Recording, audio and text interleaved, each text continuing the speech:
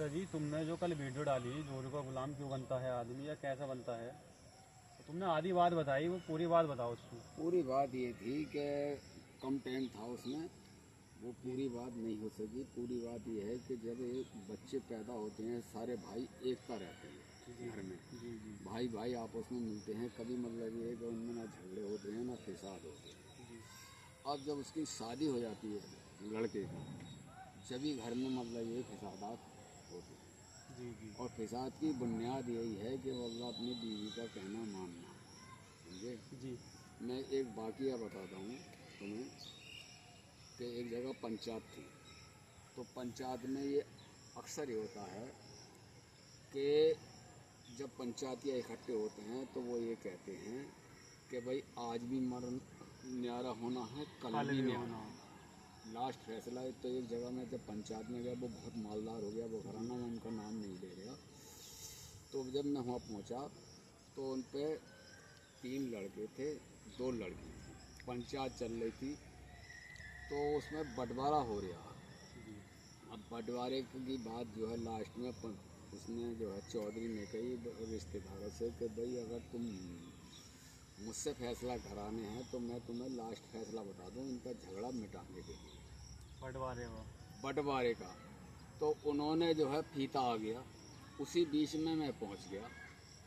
जब मैं पहुंच गया उसकी बात सुनी तो मैंने जो है उस बंटवारे को हो गए राजी।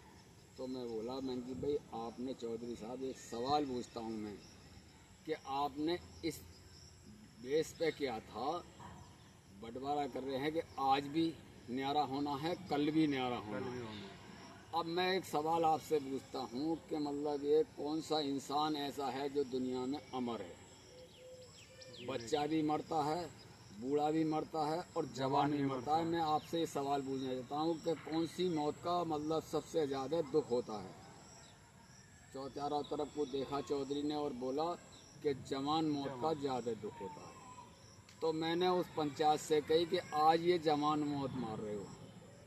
जवान मौत इसलिए हैं कि इनके 2 बच्चे, 3 बच्चे तो ब्याने पूरे हुए हैं और 2 बच्चों की शादी हो गई। ये घर जवान है तो वो मजदूरी करते थे बेचारे। जी अब मैंने जो है पूरे उसका बायोडाटा उन जोरू के गुलामों को भी बताया जो अपनी अपनी जोरुओं की हिमायत में बोल रहे थे और उसमें बंटवारा करा रहे थे।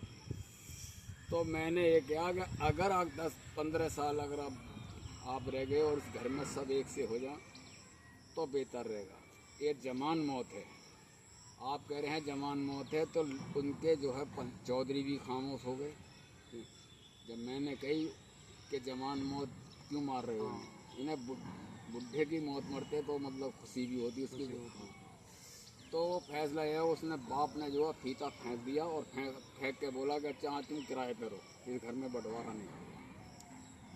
तो उन बच्चों के भी दिमाग में आ गई, सब वो रोए, आप उसमें मिले और उसके बाद में एक हो गए फिर। वो एक हो गए और ऐसा मालदार हुए जो मतलब मजदूरी करे है, उनके शोरूम हो गए और बहुत बड़े मालदार हो गए। तो ये जो होता है, जोरू के गुलाम जो होते हैं वो मतलब ये घर में बंटवारे कराते हैं, घर में नाश्तबाजी कराते हैं औरतों के कहने में। मैं मानता हूँ ये शिकायतें जो आती हैं कि अगर 10 साल अगर मतलब ये साजे रह जाएं तो वो हर घर मालदार हो जाएगा और मजबूत हो जाएगा। क्योंकि उनके जो बच्चे हैं वो बड़े हो जाएंगे, वो मोहताज नहीं रहेंगे किसी के। तो घर घर में जितनी भी कमज़ोरी दुनिया में आई है वो सिर्फ आप उसकी फूड में आई है।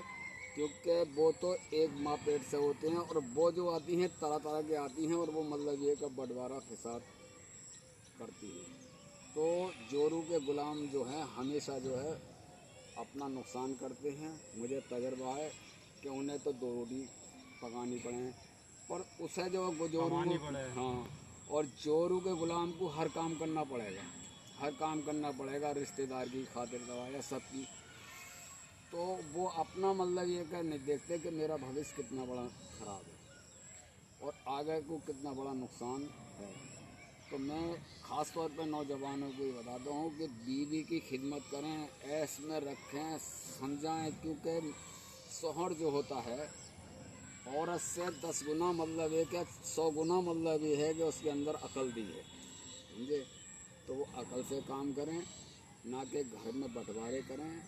अगर 10 साल अगर साझे रहते हैं, मैं एक मिसाल देता हूँ, पड़ोस की तुम्हारे सलीम मिस्त्री का घर 20 साल जो है साझे रहा, 3 जने कमाने वाले हैं, 40 बीघे ज़मीन खरीदी, साझे में खरीदी, खरीदिए। और 10 साल से न्यारे हैं, उन्होंने 1 बिसा ज़मीन नहीं खरीद पाए। तो ये साझे की बरकत है। दुनिया के अंदर अगर कोई भी अगर मालदार होता है, इज्जतदार होता है, वो मतलब ये इत्तेफाक से होता है, घर के इत्तेफाक से, घर में एक ही से रहना, साझे में रहना।